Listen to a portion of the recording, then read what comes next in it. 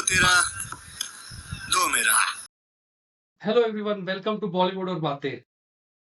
19 मार्च 19 मार्च एक ऐसी डेट होने वाली है जो बॉलीवुड फैंस के लिए ऑल ओवर इंडिया बहुत बड़ा दिन होने वाला है, क्योंकि उस दिन हम सबको मालूम है कि टॉक्सिक और धुरंधर 2 रिलीज होने वाली है। और जब भी बॉक्स ऑफिस पे दो बड़े सुपरस्टार्स की मूवी आपस में टकराती है, रिलीज होती है, तो सिर्फ वो मूवी नहीं, एक फैन वॉर बन के उभरती है। क्यों? बिल्कुल फैन वॉर क्या, हर तरह का वॉर, स्टार वॉर भी हो सकता है। स्टार भी आपस में एक दूसरे को नीचे करने के लिए, एक दूसरे की मूवी को डाउन करने के लिए लगे रहते हैं। प्रोड्यूसर वॉर, बैनर वॉर, हर तरीके की वॉर होती है। सब लोग आपस में एक दूसरे को हराने के पीछे पड़ जाते हैं। आप देखिए हिस्ट्री में ऐसी ऐसी चीजें आई हैं, हम आप पर डिस्कस करेंगे। तो डिस्कशन शुरू किया जाए कि हमारे टॉप 10 वो कौन से क्लासेस रहे हैं। हाँ, हम आज की वीडियो में गाइस हम लोग टॉप 10 हमारे अकॉर्डिंग जो टॉप 10 बॉलीवुड के बॉक्स ऑफिस क्लैशेस हैं उसके बारे में हम डिस्कशन करना चाहेंगे, आपके साथ शेयर करना चाहेंगे। तो नंबर 10 पे जो हमने मूवी रखी है वो है रईस और काबिल, जो कि 2017 रिपब्लिक डे पे रिलीज हुई थी दोनों मूवी। तो ये मूवी शाहरुख खान वर्सेस ऋतिक रोशन, जो कि एक अनएक्सपेक्टेड आपस में कोलिजन था, क्योंकि they both are very good friends. But दोनों मूवीज ने अच्छा बिजनेस किया बॉक्स ऑफिस पे। हालांकि कंटेंट वाइज देखा जाए तो काबिल रईस पे ज्यादा भारी पड़ी। At the end both movies are winner और ये मुकाबला टाई रहा। अब नंबर 9 पे चलते हैं।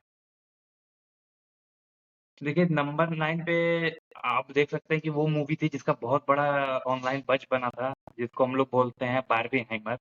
तो ओपेनहाइमर वर्सेस बार्बी। आप सोचेंगे हम ये क्यों डिस्कस कर रहे हैं, तो बात ये है कि इनका बाहर तो था ही, इंडिया में भी इतना था बस। तो इंडिया में इस चीज का ट्रेंड काफी ज्यादा था और दोनों मूवी में धमाका किया था। आप क्या कहेंगे?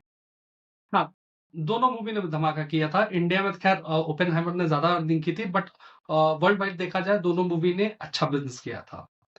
नंबर 8 पे चलते हैं। नंबर 8 पे रिसेंट मूवी आई थी 2 साल पहले, डंकी और प्रभास की सलार। एक तरफ हिरानी हिरानी का एक ही इमोशनल स्टोरी थी, और दूसरी तरफ प्रभास का जो था मास एक्शन ऑफ था।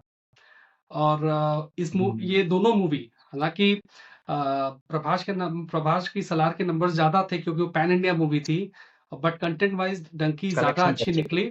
और हाँ, कलेक्शन सलार के ज्यादा थे all over India, but content wise Dunki was better. However अगर मैं कंक्लूजन की बात करूं तो दोनों मूवी ने ठीक ठाक अर्निंग की थी, तो ये भी एक टाई सिचुएशन थी। और नंबर 7 पे मैंने लगता है कि वो वाला क्लैशेस देखेंगे जब आई थी केजीएफ, जब यस आए थे। यस अभी टॉक्सिक के लिए आ रहे हैं, तो जब पहली बार आए थे तो उनको कोई उतना जानता नहीं था और वो क्लैश कर रहे थे किसके साथ? एसआरके के साथ, जीरो। तो उस समय एसआरके का कमबैक हो रहा था जीरो से, और कनाडा फिल्म से एक अननोन हीरो आ रहा था यस, जिसको लगा कि कुछ नहीं करेगा। पर ये एक ऐसा था जो एकदम उल्टा पड़ गया, जहाँ जीरो फ्लॉप हो गई और केजीएफ पैन इंडिया ब्लॉकबस्टर बन गई। और इसके पीछे हम कह सकते हैं कि ज़ीरो की खराब थोड़ा-सा स्क्रीन प्ले था, और केजीएफ का जो मासी अवतार था वो लोगों ने देखा, उसका ज़्यादा रीज़न था, जो ना जानते हुए भी केजीएफ इतनी बड़ी ब्लॉकबस्टर बन गई। तो मुझे लगता है ये बिगेस्ट अपसेट था उस टाइम का।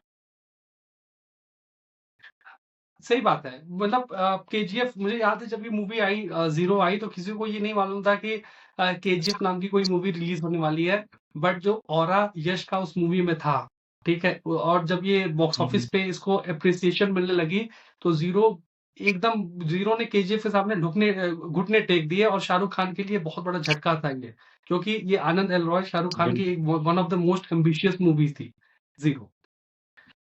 अब हुँ, लिस्ट की छठी मूवी पे चलते हैं, और मूवी है ओ माय गॉड 2 एंड गदर 2। दोनों ही प्रीवियस मूवीज का के पार्ट 2 रिलीज हुए थे। और ये दोनों मूवीज से एक्सपेक्टेशन थी कि दोनों मूवीज, क्योंकि अक्षय कुमार का भी करियर बहुत डाउन चल रहा था, अभी भी चल रहा है, और सनी देओल जी का तो बहुत दिनों से चल रहा था। तो गदर 2 से खास एक्सपेक्टेशन ये थी कि क्या ये गदर के लेगेसी को दोहरा पाएगी कि नहीं दोहरा पाएगी, और क्या सनी देओल का करियर रिवाइव होगा कि नहीं इस मूवी से। अनिल शर्मा डायरेक्टर थे, और नो डाउट दोनों मूवीज सक्सेसफुल थी बॉक्स ऑफिस पे, बट गदर 2 ने गर्दा उड़ा दिया था बॉक्स ऑफिस पे, सारे लगभग रिकॉर्ड तोड़ दिए थे। 500 से ऊपर की कमाई की थी। ओ माय गॉड 2 ने भी 100 करोड़ से ऊपर की कमाई की थी। कंटेंट वाइज हालांकि क्रिटिक्स ने और दर्शकों ने ओ माय गॉड 2 को ज़्यादा अप्रिशिएट किया, बट बॉक्स ऑफिस नंबर्स की बात करूँ तो गदर 2 वाज़ अ क्लियर विनर। देखिए, गदर 2 के सक्सेस को एक ही लाइन में यही बोलेंगे कि भाई पूरा नॉस्टैल्जिया सुनामी था। लोगों ने बिल्कुल जज नहीं किया कि वो मूवी कैसी है। जो लोग सन 2001 के टाइम पे गदर देखा था, उन्होंने नॉस्टैल्जिया को फ़ील करने के लिए दोबारा आए। क्या कहानी थी, क्या एक्शन था, क्या वो था, उन्हें कोई फ़ील नहीं किया, बिल्कुल सिर्फ़ एन्जॉय किया है। और ये बिल्कुल क्रिटिक्स को घुमा के रख दी थी ये मूवी की, जो इतनी अच्छी ना होने के बावजूद भी 500 प्लस बोली। तो चलिए अब हम देखते हैं अपने अगले क्लासेस के बारे में। तो मैं याद करना चाहूँगा उस क्लास को जब आई थी डॉन और उसके सामने थी जानेमन। तो मुझे लगता है कि दोनों का बज़ लगभग एक जैसा ही था। जानेमन का भी अपने आप में सलमान खान और अक्षय कुमार आ रहे थे और बज़ में शाहरुख खान आ रहे थे और वो भी पुराने वाले डॉन का सीक्वल था, इस वजह से उसका भी बज़ था। लेकिन इसमें क्या हुआ कि अपने आप बॉक्स ऑफिस पे लोगों ने जानेमन को नकार दिया और डॉन को बिल्कुल सराहा। डॉन में जो अनएक्सपेक्टेड एंडिंग थी, जो उसको चेंज बनाती थी और शाहरुख खान को एज़ अ डॉन लोगों ने एक्सेप्ट किया। बल्कि वहीं पे मल्टी स्टारर होने के बावजूद भी जानेमन चल नहीं पाई, बल्कि जानेमन का मैं बनाना चाहूँगा गाने काफ़ी अच्छे थे। क्या कहें? सही बात है। जानेमन जो थी वो म्यूज़िकल मूवी थी, बहुत अच्छा म्यूज़िक था उसका और मूवी और अपने टाइम से आगे की मूवी थी। दर्शकों ने उस टाइम पे उस मूवी को एक्सेप्ट नहीं किया। मतलब फिर भी मूवी जैसी भी रही हो, गाने जितने भी अच्छे रहे हों, बट डॉन के आगे उसने घुटने टेक दिए थे। अब इसी के साथ हुँ, हम लिस्ट में चलते हैं आगे और हमारी 4th मूवी इस लिस्ट की है दिलवाले वर्सेस बाजीराव मस्तानी। ये मूवी दोनों इस मूवी में शाहरुख खान, रोहित शेट्टी के साथ चेन्नई एक्सप्रेस की जबरदस्त सक्सेस के बाद दोबारा वापस आ रहे थे बॉक्स ऑफिस पर और संजय लीला बंसाली की बाजीराव मस्तानी उनकी बहुत ही मोस्ट एम्बिशियस मूवी थी जो कि रणवीर सिंह के साथ वो दोबारा रामलीला के बाद बॉक्स ऑफिस पे आ रहे थे और जब ये मूवी एक साथ रिलीज हुई तो इनिशियली पहले हफ्ते में दिलवाले बाजीराव मस्तानी से बहुत आगे थी मगर हुआ क्या क्योंकि दिलवाले का कंटेंट काफ़ी कमज़ोर था, तो लॉन्ग रन में बाजीराव मस्तानी दिलवाले से बहुत आगे निकल गई और बॉक्स ऑफिस पे Bajirao Mastani all time blockbuster बन के निकली और दिलवाले एक एवरेज मूवी बन के रह गई। नहीं बिल्कुल दिलवाले जब आई थी तो रोहित शेट्टी और शाहरुख खान की जोड़ी चेन्नई एक्सप्रेस पास आ रही थी, मतलब बज बहुत था तो उसका फ़ायदा उठाया, बट वो स्टोरी वाइज़ वीक थी और वहीं पे बाजीराव मस्तानी को क्रिटिक्स ने बहुत प्रेज़ किया था और वर्ड ऑफ माउथ के सहारे बहुत आगे निकल गए बाजीराव मस्तानी, क्लियर विनर। अब मैं अब नंबर 3 पे मैं उसको रखना चाहूँगा कि आपको याद है 2007 में जब आई थी ओम शांति ओम और सावरिया। तो ओम शांति ओम फराह खान और शाहरुख खान की एक्सपेक्टेड थी जब मैं हूं ना के बाद दोबारा आ रहे थे और सावरिया इतनी बड़ी संजय लीला भंसाली आ रहे थे जो शाहरुख खान के साथ ही ज्यादातर मूवी बनाते थे। वो आ रहे थे रणबीर कपूर के साथ और रणबीर कपूर का भी इतना बड़ा बज़ था कि भाई सुपरस्टार खानदान का कपूर खानदान का एक लड़का आ रहा है डेब्यू करने। बिल्कुल आया और आप देखिए कि ऑडियंस में बज़ था लेकिन उसके बावजूद भी जो ओम शांति ओम है वो पूरी तरह से ब्लॉकबस्टर हुए, सावरिया एकदम फ्लॉप कर गई। यानी कि फराह खान का जादू बिल्कुल चल गया।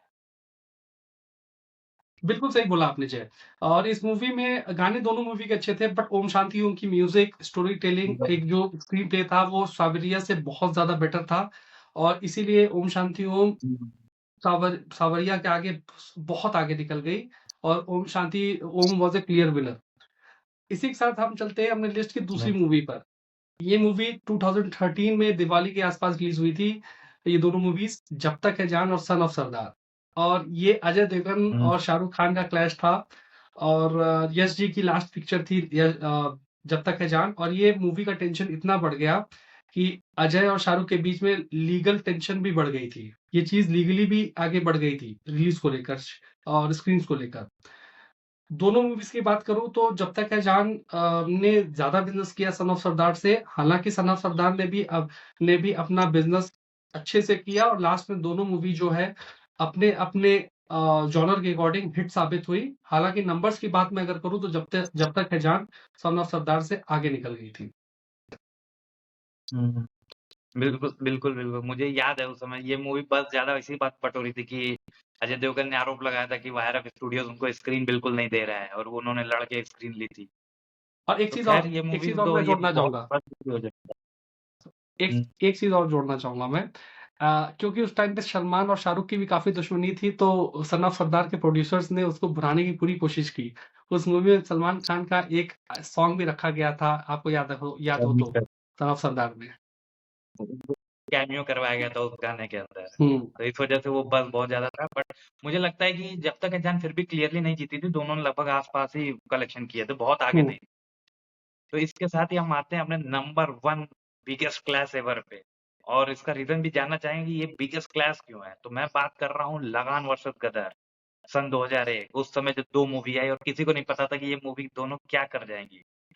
तो ये एक ऐसी मूवी थी जहाँ एक तरफ ऑस्कर लेवल सिनेमा था और दूसरी तरफ मास हिस्टेरिया, लोग भर-भर के ट्रकों में, बसों में गदर देखने जाते थे। और दूसरी तरफ लगान, जो भारत के लिए नॉमिनेट होने वाली मूवी में से इकलौती मूवी थी। जो उसमें नॉमिनेट होना बहुत बड़ी बात थी, मुझे लगता है मदर इंडिया नॉमिनेट हुई थी, फिर सलाम बॉम्बे, फिर ये तीसरी मूवी थी जो नॉमिनेट हुई थी उस समय बेस्ट वो फॉरेन फिल्म के लिए। तो ये मूवी हिस्ट्री में इतनी बड़ी जगह क्यों रखती है? क्या कहना चाहेंगे आप इसके ऊपर? ये दोनों इसलिए रखना मूवीज़। चाहेंगे कि ये दोनों मूवीज़ जिस तरीके से मतलब 2 बड़े स्टार्स थे सनी देओल और आमिर खान। जिस तरीके से दोनों मूवी ने क्लैश के बावजूद भी कमाई की, दोनों को मतलब दोनों मूवी ने एक-दूसरे पे इम्पैक्ट नहीं डाला। हालाँकि गदर जो थी और वो कल्ट ऑल क्लासिक टाइम बनी। ब्लॉकबस्टर